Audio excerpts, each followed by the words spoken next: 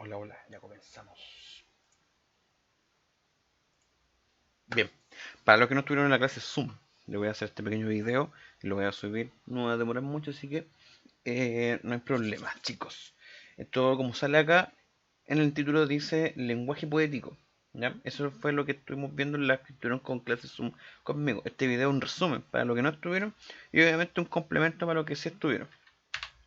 Pasamos. El objetivo de esta clase y de la clase Zoom de los que estuvieron en la clase del día 26 del 6 y los de mi curso del quinto B, que fue creo que el 15 del 6, para ello calza esta clase de complementaria. Ya porque la clase del quinto B ya se viene pronto, entonces en el fondo complementa la clase de lenguaje poético. Mira, el objetivo era comprender y apreciar la poesía desde su importancia social y cultural. Cuando hablamos de importancia social, hablamos de cómo este se ve reflejado dentro de donde nosotros vivimos. ¿Ya? Y cultural, porque también la cultura es parte de del rastro que deja el ser humano en la vida. Y ese rastro que nosotros dejamos es el que se le puede llamar como cultura. ¿Ya? Mira, comprender el lenguaje poético. El lenguaje poético y tu experiencia. Cuando nosotros vemos poesía, nosotros nos damos cuenta en el fondo igual el lenguaje poético tiene que ver en base a tu experiencia, a lo que tú vives. ¿Ya? De repente uno va a cosas o toma cosas o quiere cosas de repente intrínsecamente o de una manera que uno no entiende con referencia a lo que uno lee. O sea, tu experiencia basa también lo que tú vas leyendo. Es muy distinto leer un libro chileno a un libro extranjero, porque el libro chileno quizás tiene muchas referencias de distintas palabras.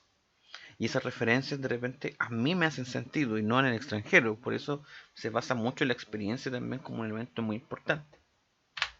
¿Ya? Al leer, ¿cómo reconoces cuando tu texto es poético?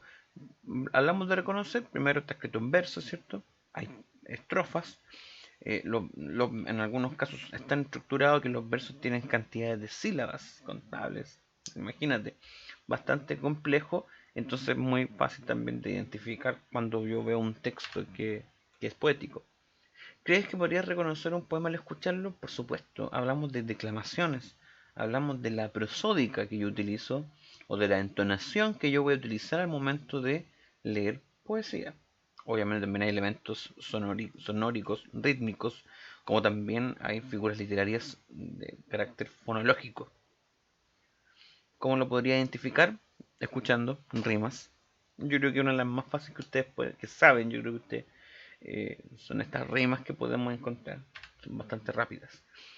¿Qué crees que es el lenguaje poético? ¿Qué diferencia tiene con otras formas de usar el lenguaje? O sea, un lenguaje poético en teoría es bastante distinto al lenguaje que utilizamos normalmente nosotros con otra persona. El lenguaje poético está hecho para, a través de un embellecimiento de la palabra, para poder reflejar ciertas situaciones, experiencias, como salía más arriba. Entonces, cuando hablamos de esto, hablamos que en el fondo el lenguaje que yo voy a utilizar también es diferente, justamente porque yo quiero entonar ciertas características o cuando yo también quiero que mi voz a lo mejor traspase un poco ese sentimiento de nostalgia o de amor o de cariño, también lo puedo utilizar. Por eso es distinto el lenguaje poético de repente al lenguaje que utilizamos normalmente. Bueno, esto es simple. Vamos a ir a la página 96 del libro y quiero que lean el poema que está ahí. Obviamente este video está hecho para los alumnos de la escuela Araucaria, los quintos básicos específicamente. Pero si tú vives en Chile también, si alguien externo está viendo el video, vives en Chile, estás en quinto, estás en el año 2020, 2020, coge también tu libro de lenguaje, página 96, y lee el poema que se encuentra ahí. Ojalá pueda responder estas preguntas. Y esto me gustaría. Y para las personas que va específicamente a este video, que son mis alumnos, tienen que responderle y tienen que escribirle en sus cuadernos. ¿Qué imagen es la primera que te viene a la mente con este poema? Dibújala y subraya los versos que crees la provocan. ¿Qué versos son los que te dan esa imagen? Y esa imagen tú la puedes dibujar. Por ejemplo, si yo leo, un caso bastante simple, si yo leo Caldillo, el Oda al Caldillo Congreo de Neruda, mi mente transporta inmediatamente a un plato de un caldillo congrio.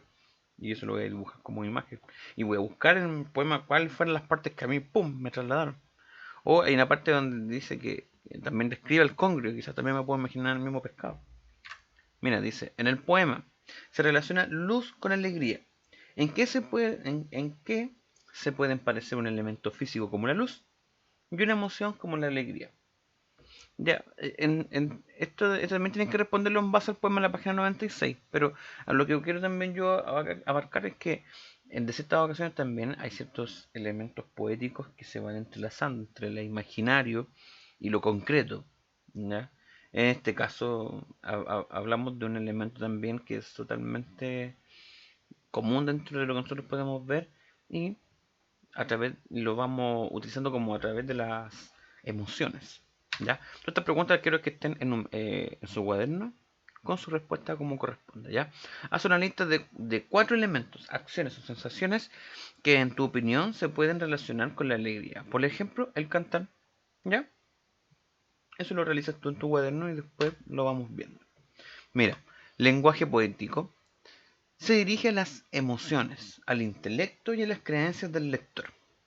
A la emoción porque igual nos intenta transmitir una cierta emocionalidad, ya sea una emoción positiva o una emoción negativa. Al intelecto porque hay ocasiones en que la forma de escritura o la forma que lleva escrita de repente la poesía apela un poco al intelecto del lector y a las creencias del lector porque también en el fondo también se basa en lo que nosotros podamos creer y sentir, ¿ya? Y eso también influye directamente cuando nosotros leemos poesía. Mira, acá hay un cuadro, bueno, sigamos al siguiente punto, dice, el texto activa nuestros sentidos, nos transmite estados de ánimos y crea imágenes de nuestra mente. Por ejemplo, aquí en el sector donde vivimos nosotros, acá, tanto en la escuela de Araucaria, eh, como yo vivo en La Ligua, la escuela está en Cabildo, y entre el sector de La Ligua y Cabildo vivió un poeta hace mucho tiempo, Jorge Telier. Él traspasaba sus emociones a través de la poesía y nos transmitía sus estados de ánimo. Ya, él fue un potencial, o sea, él fue el que creó el movimiento de la lárica. Y también podemos darnos cuenta que en sus poemas hay mucha nostalgia. Cuando yo leo su poesía, veo una persona que extraña mucho el campo chileno desde su infancia, desde su forma de ver las cosas. Como que él habla en un momento de que a él le gustaba mucho ver una mesa repleta de personas, todo familia, comiendo, degustando las comidas típicas de Chile, del campo, y todo dentro de un humor, de una felicidad. Pero él lo plantea en su poesía desde el punto de vista de un hombre grande, ya adulto, en el cual añora y extraña mucho esas vivencias. Es por esto que vemos que el Power dice esto. El texto activa nuestros sentidos, nos transmite estados de ánimo y crea imágenes en nuestra mente. ¿Ya? Y eso está resumido en el mapa que vemos abajito. Por ejemplo, lee el siguiente verso. ¿Qué cosa, qué cosa irrita a los volcanes que escupen fuego, frío y furia? Es un verso que está en forma interrogativa, o sea, a través de una pregunta. Ahora completa el siguiente esquema. ¿Qué sentido activa? ¿Qué estado de ánimo te transmite? ¿Y qué imagen surge en tu mente? Esto está hecho para ti. Espero que tú lo puedas hacer en tu cuaderno, realizas tal cual como está en el Power, o sea, con estos cuadros, etcétera, y respóndelo para que podamos ver cómo es esto, ¿ya? Ojalá para mi alumno, los que lo estén viendo, puedan desarrollarlo y lo vamos a trabajar la siguiente clase en el Zoom. Bueno, si queremos establecer una definición específica de lo que es el lenguaje poético apela a un segundo significado, a otra forma de ver las cosas, es decir, a algo que no es literal. Por eso las imágenes poéticas pueden ser interpretadas según los conocimientos y experiencias de cada lector. Se puede también apoyarse en la investigación. O sea, aquí hay un elemento bastante fuerte. O sea, dice primero que los significados no son literales.